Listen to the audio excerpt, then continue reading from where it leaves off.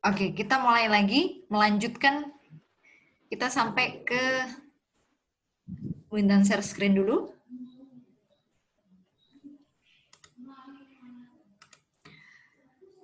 Nah, kita tadi ngobrol mengenai gejala kekahatan. Udah tahu nih bedanya gejala karena kekahatan atau kena penyakit ya kan? Kuning, daunnya menguning dikarenakan penyakit atau daunnya menguning dikarenakan kahat unsur hara.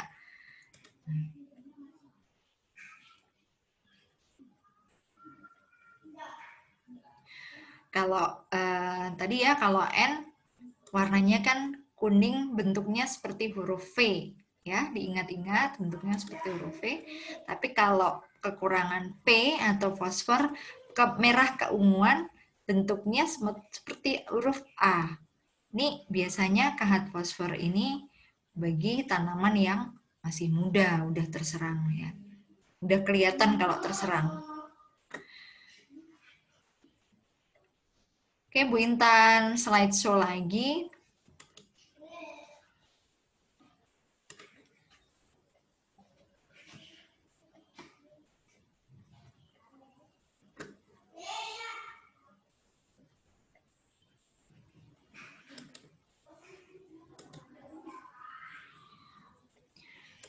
Sudah terlihat ya ini ya, PowerPoint Bu Intan ya?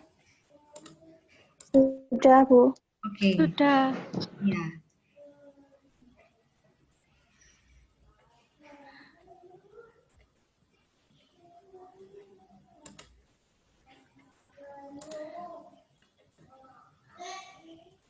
Oke. Masuk ke tadi udah nih kalau untuk P dan N, sekarang K. Ya. Sekarang kalium. Gimana kalau tanaman mengalami kekurangan kalium? Bu Intan slideshow dulu supaya lebih jelas melihat gambarnya. Belum bisa ya? Bentar. Coba Bu Intan slide mulai beginning.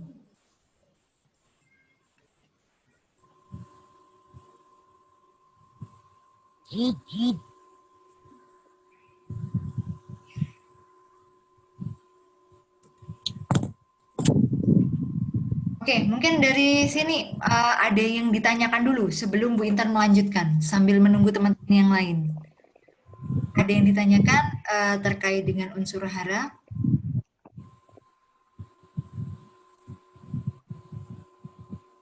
Sebentar, Bu Intan slideshow kok belum bisa ya?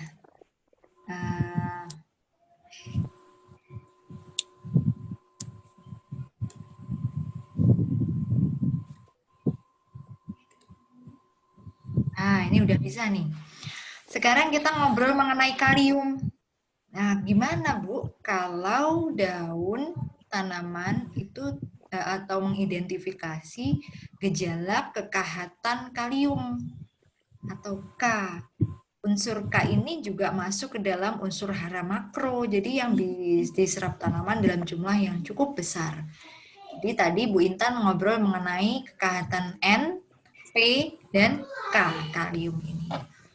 Biasanya kalau petani langsung beli yang NPK ya, NPK langsung. Padahal sebenarnya di dalam tanah kandungan N sudah banyak, P sudah banyak. Nah, kalau sudah banyak berarti tidak perlu menginput. Makanya sebaiknya untuk menginput pupuk atau unsur hara ada baiknya beli yang terpisah. Karena kita tahu persis berapa persen N yang ada di dalam tanah yang kita input. Kalau di tanah kurang berarti kita harus tambahkan dari luar ya, kita tambahkan sendiri. Kembali ke laptop, yaitu kahat kalium. Nah, dimulai dengan warna kuning atau kecoklatan di pinggir. Kalau tadi pada kekahatan N itu bentuknya huruf V, ya kan? Nah, kalau kahat K itu jadi huruf A. Kalau kalian lihat nih ya gambarnya, kuningnya jadi huruf A. Kahat kalium ini dimulai dengan warna kuning atau kecoklatan sepanjang pinggir daun pada daun tua. Nah, warna tersebut akan berkembang ke arah tulang daun utama dan pada daun-daun yang ada di atasnya. Jadi daun tua dulu, yang bawah dulu, baru lama-lama naik ke atas ke daun yang muda. Maka dari itu kita harus tahu betul apakah ini kekahatan dikarenakan kahat kalium ataukah beda ya, kuning karena kalium dan kuning karena kekurangan nitrogen. Sebentar Ibu sambil mengambil cas laptopnya Bu Intan habis. Mungkin teman-teman sambil menunggu teman lainnya kumpul, ada yang ditanyakan dari materi Bu Intan, mulai dari N, P, dan kalium. Ini. Silahkan. Wow, belum dulu. Belum ya? Bisa dipahami nggak kira-kira? Nah, bisa. Bisa. Oke, sip. Nanti Ibu lanjutkan lagi. Kita masuk ke kahat-kahat. Yang lainnya ada warna coklat tua. Biasanya tidak di daun, ada di buku batang. Jadi bagian batang kan ada yang berbuku tuh, di jagung kan buku batang. Nah, itu ada lipatan-lipatan yang warnanya tuh coklat tua. Jadi warnanya beda dari warna yang di sekitarnya. Dan dapat diketahui kalau mengiris batangnya secara memanjang. Nah, jadi ada kalanya kita harus ngambil sampel atau ngambil contoh batang yang sudah rusak ya, yang sudah kahat, sudah kelihatan rusak, mati. Nah, kita iris batangnya. Oh, ternyata benar warnanya coklat tua pada buku saat kita cek, oh ini memang karena kekahatan kalium. Ukuran tongkol kadang-kadang tidak terlalu pengaruh, seperti halnya kahat N dan P. Tapi biji-biji pada jagung secara langsung dapat dilihat itu tidak bisa berkembang. Dan tongkol jagung memiliki banyak klobot. Ya. Jadi jagungnya mengecil, ya kan, tongkolnya mengecil, klobotnya banyak. Bijinya sedikit akibat KHK. Biasanya memang kalau klobotnya terlalu over ya, banyak sekali, tapi jagungnya kecil atau bijinya sedikit, itu dipengaruhi kekahatan kalium.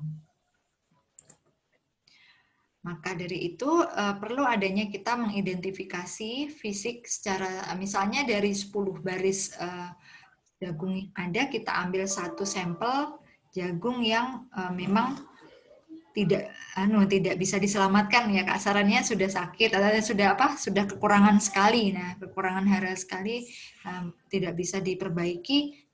Bagi yang bisa diperbaiki bisa kita tambahkan K. Biasanya gitulah dalam 2 hari maupun 3 hari perlu proses pemulihan. Setelah itu dia bisa kembali seperti semula. Ya. Biasanya yang tua itu tetap mati, tapi yang muda-muda masih bisa diselamatkan. Daun-daun yang tua mati, tapi yang muda-muda masih bisa diselamatkan. Itu kalau belum terlambat. Tapi kalau kahatnya sudah terlalu terlambat, sudah hampir 70% ke atas kerusakannya, berarti sudah bisa dipastikan bahwa tanaman tersebut tidak bisa diselamatkan karena kekahatan itu. Maka dari itu, kahat ini berbeda dengan penyakit ya. Kalau kekahatan itu masih bisa diperbaiki. Kalau penyakit itu biasanya kalau sudah rusak sudah mencapai jaringan dalam. Tapi kalau kahat ini masih bisa diperbaiki dengan menambahkan atau menginput pupuk K dari luar gitu ya. Kahat belerang atau es. Kahat belerang es ini tampak pada daun muda yang berwarna hijau muda dengan pertumbuhan yang terhambat. Kalau tadi menguning atau mencoklat, memerah ya, kalau ini malah justru warnanya jadi agak-agak muda. Berbeda dengan daun yang daun utamanya misalnya ya, warnanya hijau, ya, hijau tua, tapi ada yang muda di bagian dalamnya. Nah, itu berarti dia mengalami kekurangan belerang atau es. Sering dijumpai pada tanah yang biasanya berpasir atau tanah dengan bahan organik yang sangat rendah. Kita masuk ke kahat magnesium atau Mg.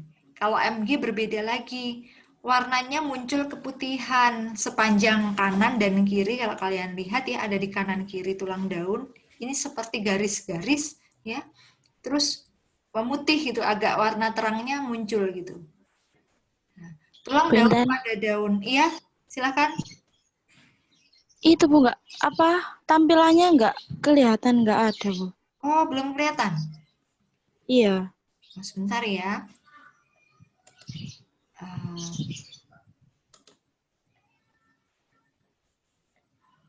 Oh, your screen sharing. Oh iya, sebentar nih.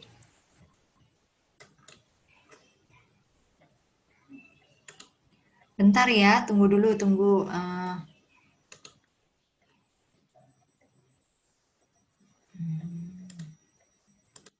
Bu Intan stop share dulu, Bu Intan ulangi ya.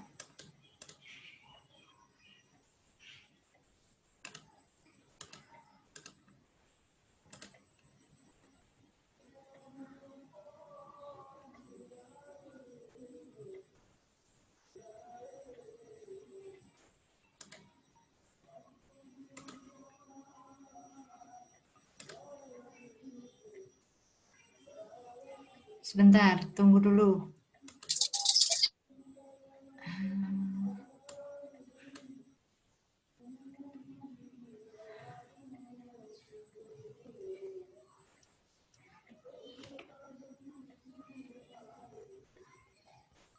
Ini kayaknya nggak respon kayaknya laptop Bu Intan. Sebentar ya.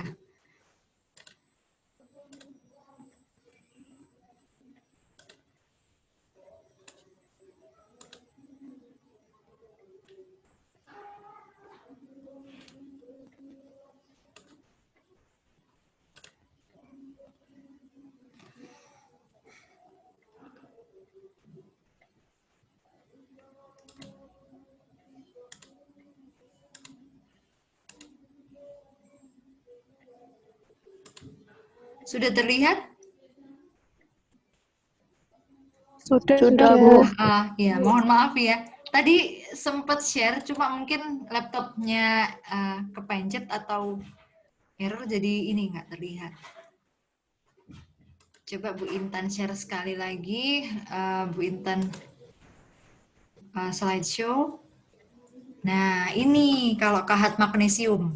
Bu Intan ulangi ya. Yang belerang, kalau kahat K kalian sudah tahu ya, kalau K itu bentuknya kuning, daunnya menguning, tapi huruf A.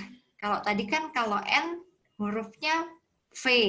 Nah, ini V terbalik kalau kalium tuh, jadi A. Kuningnya biasanya bentuknya seperti ini. Nah, warna tersebut ini akan lama-lama ada di daun tua, tapi lama-lama akan naik ke daun muda. Kuning kecoklatan.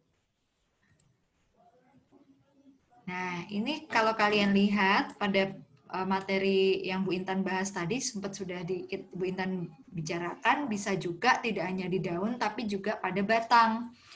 Saat kalian mengiris batang tersebut, kemudian mengiris memanjang dan kelihatan ada warna coklat tua yang berbeda dengan warna di sekitarnya, itu berarti bisa dipastikan itu mengalami kekahatan K. Dan biji jagung yang tidak berkembang, klobotnya banyak, biji jagungnya sedikit. Nah, itu juga salah satu identifikasi ini mengalami kekurangan diakibatkan kahat kalium. Nah, kadang nih kalau ukuran tongkol itu kan tidak terlalu dipengaruhi ya. Kalau P dan N tadi dipengaruhi, tongkolnya mengecil, kemudian tongkolnya tidak bisa berkembang dengan baik. Nah, kalau pada K ini nggak terlalu kelihatan pada tongkolnya, tapi dia mengalami bijinya kecil, kemudian klobotnya banyak. Nah, itu kekurangan K.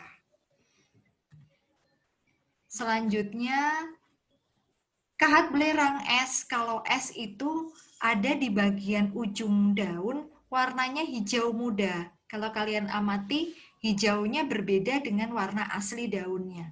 Kan warna aslinya ini nih, daunnya agak tua ya. Nah, itu dalamnya ini, bagian dalam pangkalnya itu biasanya warnanya lebih muda. Kenapa? Sulfur ini biasanya terjadi pada tanah yang berpasir atau tanah yang punya BO, bahan organik yang rendah.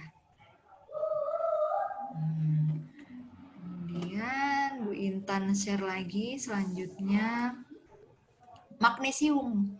Kalau Mg warnanya putih, di sampingnya kayak garis-garis putih gitu dengan warna, kalau ujungnya merah keunguan ya, pada pinggirnya merah keunguan, tapi pada kanan kirinya tuh kayak garis-garis putih gitu.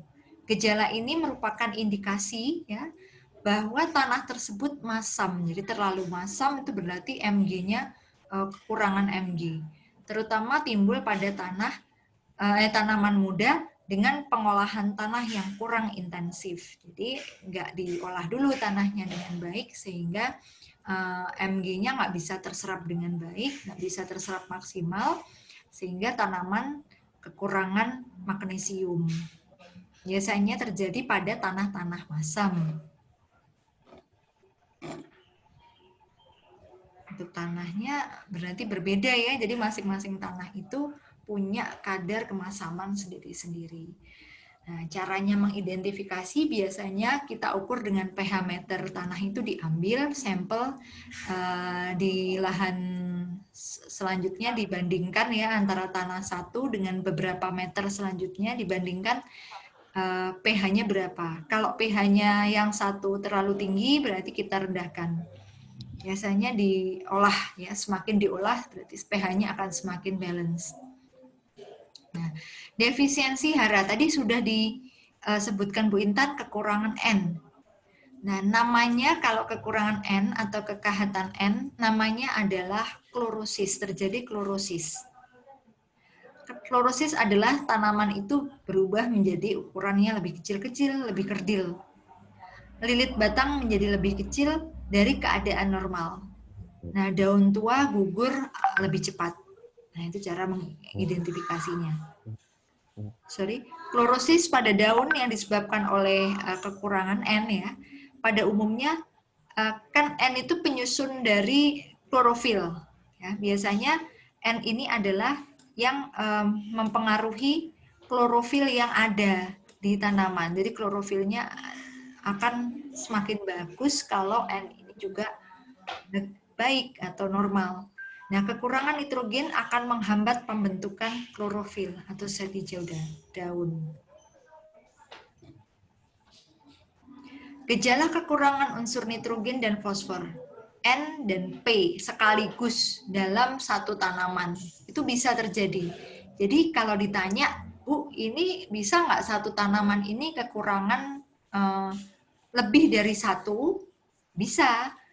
Karena memang kandungannya nggak ada di dalam tanah, belum dapat dia unsurnya. Jadi umpama 4 sehat 5 sempurna tuh baru 1 sehat, baru 2 sehat gitu ya. Tapi sakitnya defisiensinya terjadinya 2 item atau 3 item sekaligus dalam satu tanaman. Nah, bisa N dan P sekaligus kekurangan. Nah, kalau N dan P sekaligus gimana Bu daunnya? Ya, bisa kita lihat otomatis daun itu akan keunguan dan kekuningan. Jadi warnanya nyampur gitu. Jadi kekurangan nitrogen dan gejala yang hubungannya dengan unsur hara ini mulai dilihat visual secara langsung di daunnya. Warnanya hijau agak kekuningan, kemudian berubah menjadi kuning up, terus dingin lo. Gimana? Ya, silakan. Oh, kirain mau tanya. Apa ini? Nah, kemudian jaringan daun ini mati perlahan-lahan. Dan inilah yang menyebabkan daun selanjutnya menjadi kering dan berwarna merah kecoklatan. Ini seperti ini. Ini tidak hanya daun jagung ya. Jadi ada kekurangan N, kekurangan P, kekurangan K. Ini Mg, Ca. Ibu Intan bikin contoh semacam ini. Nah, bagaimana jika kelebihan unsur hara? Nggak perlu for coming soon, sekarang aja kita bahas ya. Kalau kelebihan gimana coba? Ada yang bisa jawab? Silahkan salah satu.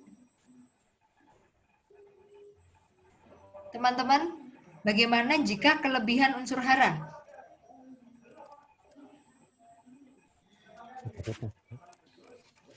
Ada yang bisa jawab? Silahkan. Oke, yaudah. Bu Intan jawab ya. Oke, Bu Intan. Pertumbuhan tanamannya terhambat, Bu. Oke, pertumbuhan tanamannya jadi terhambat, Bu. Iya, betul. Terus ada lagi? Mungkin teman-teman? Dapat merusak struktur tanah, Bu.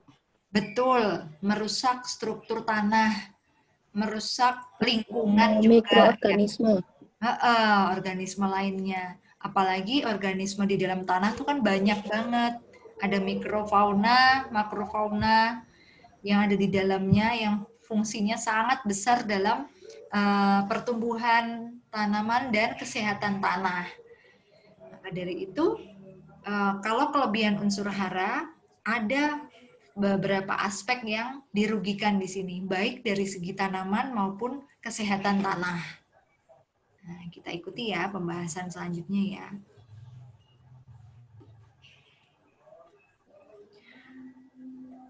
Di sini ada overdosis, say stop for over input fertilization. Benar dong. Kalau namanya segala sesuatu yang berlebihan tuh pasti nggak baik. Nah, apalagi kalau terlalu berlebihan memberikan pemupukan atau menginput unsur hara. Tanaman budidaya mengalami kelebihan unsur hara makro. Biasanya tuh yang terjadi adalah yang makro karena memang yang dibutuhkan tanaman kan besar tuh. Udahlah tanaman paling paling gini ya, para pelaku pertanian ya yang menginput dan tidak tahu pengetahuan tentang menginput atau takaran dosisnya adalah udahlah karena makro akhirnya diberikan banyak. Tidak. Sebenarnya maka pentingnya kita tahu betul tanah itu apa yang diperlukan oleh apa yang dikandung oleh tanah dan apa yang diperlukan oleh tanaman itu kita harus tahu. Jadi sama kayak kita terhadap tubuh kita, apa yang dibutuhkan oleh tubuh kita dan apa yang dibutuhkan makanan apa yang lengkap. Nah, itu kita harus tahu untuk kesehatan. Nah, kelebihan unsur hara nitrogen ini bisa merusak struktur tanah dan mengganggu atau membunuh mikroorganisme. Benar nih. Jadi, jawaban tadi teman-teman betul semua. Jadi dapat merusak struktur tanah dan membunuh mikroorganisme yang lain. Nah, itu tadi teman-teman tentang stop untuk menginput fertilisasi atau pemupukan secara berlebih dengan takaran dan dosis yang pas, yang sudah ada aturannya. Nah, mungkin teman-teman ada yang ditanyakan untuk pertemuan kita hari ini. Silahkan Ibu buka timing untuk forum diskusi. Silahkan kalian boleh tanya apa aja, boleh bidang khususnya bidang fisiologi tumbuhan ya, yang Bu Intan bahas hari ini bisa kalian tanyakan. Mungkin ada yang kurang paham.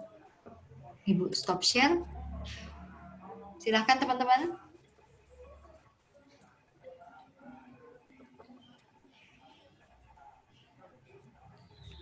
Nggak ada? Kira-kira sudah paham semua? Izin bertanya, Bu. Oh, silakan Hasan. Tadi ada yang dijelaskan kalau kelebihan unsur hara itu menghambat tumbuhan. Nah, kalau kelebihan pupuk kimia juga kan otomatis tumbuhan itu hampir mati. Nah, pertanyaan saya, bagaimana cara menyehatkan kembali tumbuhan tersebut sedangkan hampir mati? Apakah bisa? Oke, makasih ya Hasan. Jadi teman-teman, kalau kalian lihat tanaman itu punya aras atau skala di mana berapa persentase tanaman itu sudah mengalami kerusakan atau tidak bisa diselamatkan atau tidak, atau masih bisa diselamatkan. Nah, caranya melihat adalah dari daun itu tadi. Kita mengidentifikasinya adalah dari daun. Nah, ini ya, sebentar Bu Intan share lagi, ya.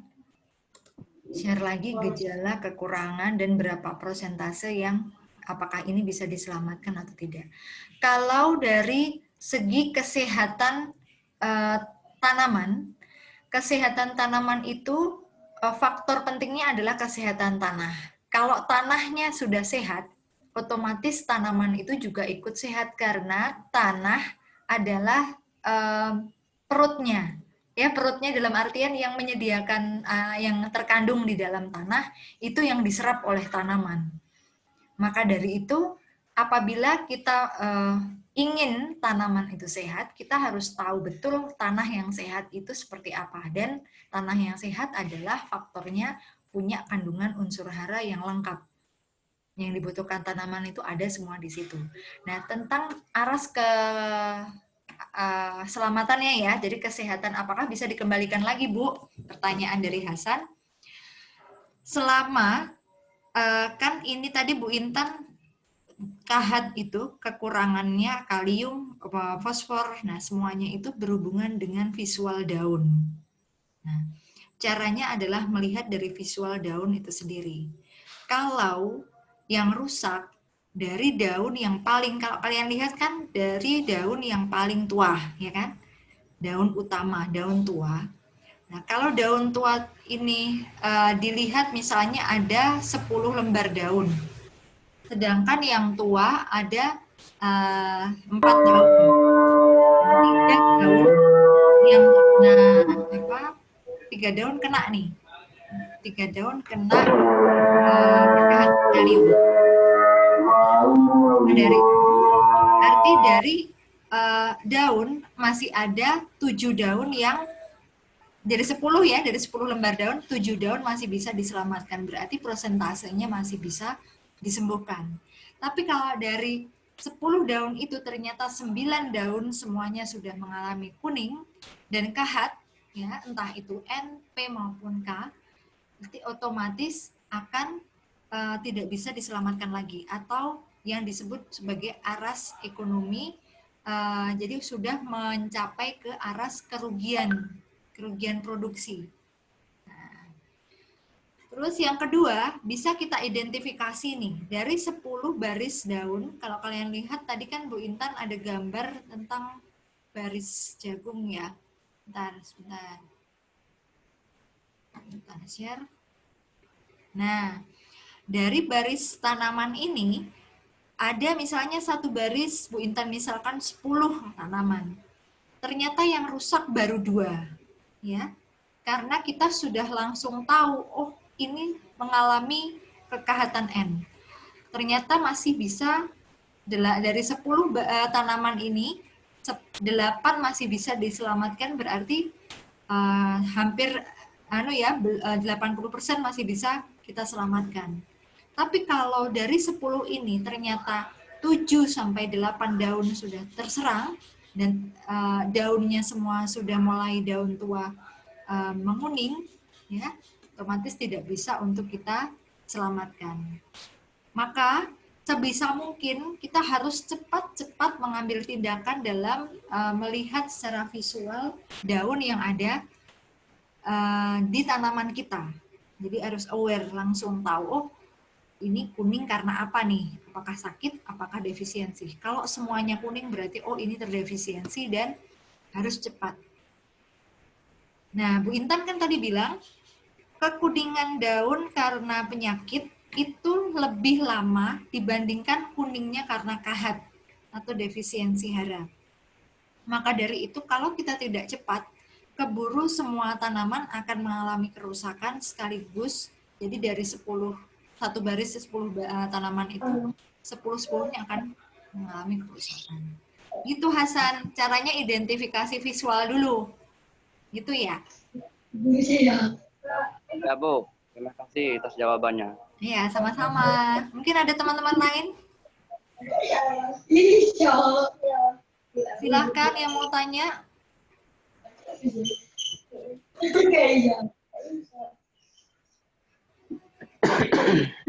Mau tanya, Bu. Silahkan. Rizka. Kan tadi yang dicontohkan itu tanaman jagung. Kalau misal tanaman padi itu apa gejalanya juga sama. Secara kan tanaman padi jaraknya itu berbeda sama jagung. Ya, benar. Ini sebentar, Bu Intan. Nah, kalau kalian lihat, Bu Intan contohkan tanaman jagung karena secara visual daunnya kan kelihatan sekali ya. Bagaimana dengan tanaman lain? Hampir sama. Hampir sama. Karena apa? Karena gimana? Ada yang tanya lagi? Nasrul tanya? Oh enggak ya? Oh enggak. Oke. Jadi gini, kalau padi karena daunnya itu jenisnya tidak lebar, berbeda organ kan beda ya, lebar tulang daunnya akan berbeda. Namun menguningnya sama-sama daun itu menguning.